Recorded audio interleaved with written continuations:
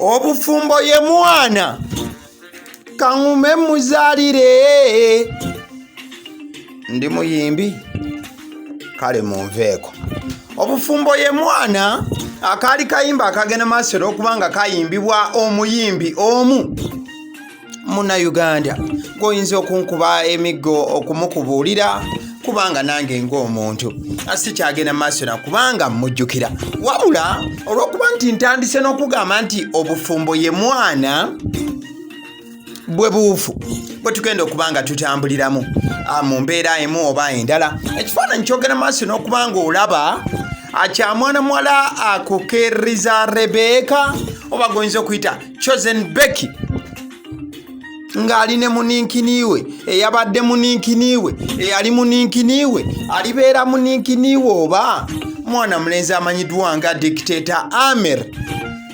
Era wano ng'omukwano gwali kugenda maaso okubanga gubasaza mu kabu mu buufu obumu oba obulala. Ebifaananyi bino byengenze maaso n'okubanga ntandika nabyo mukwano gwange bye bigenda okubanga bitutuusa ku kinyusi eky'embeera egenze maaso n'okubanga etuukawo wakati wa chosen Becky wamu ne bbaawe dictator Amer wabula ng'ate ennaku 2-3 mwakagenda maaso n'okubanga mubalaba nga bagenda maaso n'okubanga bakyakyanca. Ekifaananyi ekyo kyogenda maaso n'okubanga olaba mukwano gwange kyagenda maaso n'okubanga kikuba omwaka ogwedde ogwa 2023.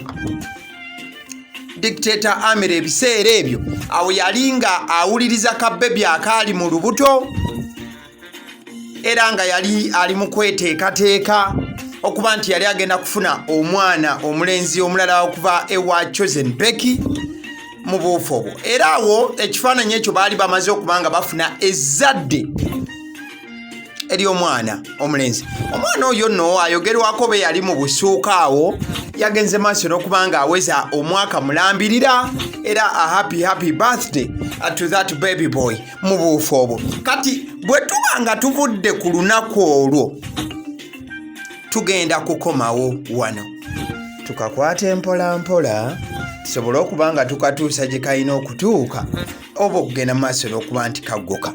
Ekifaananyi ekyo kyogenda maaso n'okuba nga olaba mwana muwala chosen Becky yakyekubizza ng'ebula ennaku ntono nnyo agende maaso n'okuba nti asumulukuka ogenda maaso n'okuba nga azaala baby girl mukama gwe yagenze maaso n'okuba nga amuwanga ekirabo wakati n'omukulu gwogenda maaso n'okuba nga olaba ku screen dictator Amer. Ekifaananyi ekyo kyolaba dictator Amer asitudde omwana y'oli gwe nkugambye ow'omwaka ogwedde ogwa 2023.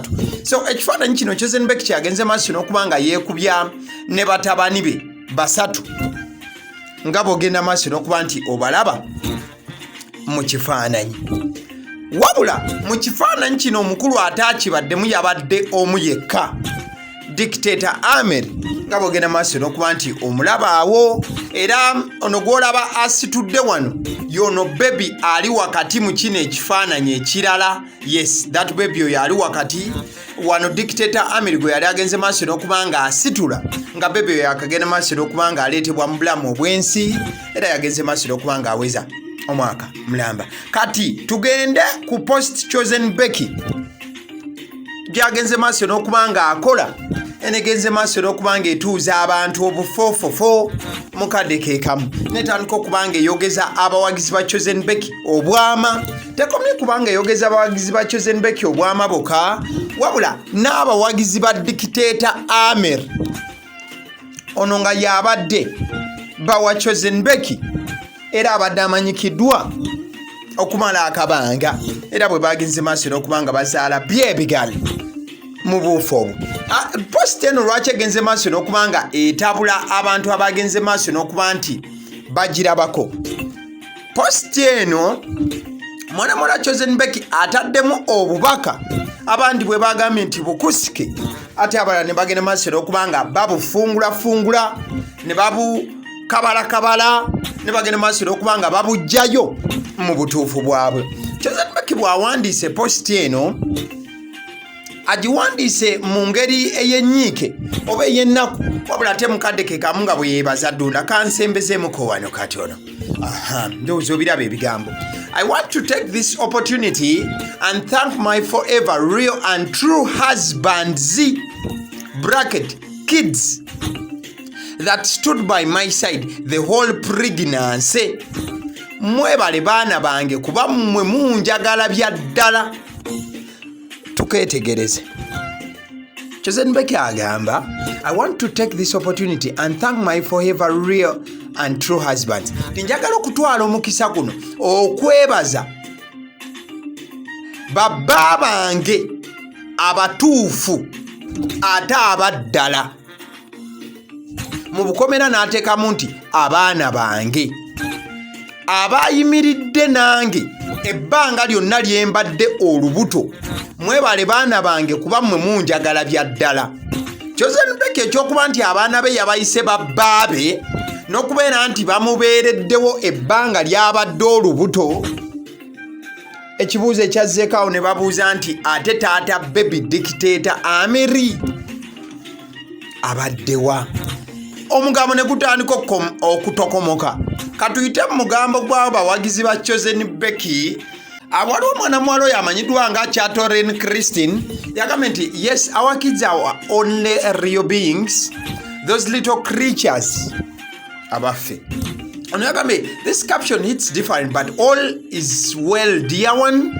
Anti kano akagambo kogenze maaso n'okubanga owandiika mukwano ddala kagenda maaso n'okubanga kakoona wala ddala. Ono n'agamba nti true dear, our babies and our mothers are our real people and friends. Congrats once again. Anti no abaana baffe ne bamama baffe be mikwano gyaffe abaddala bokka nga olaba Chosen Becky awo n'abaana be.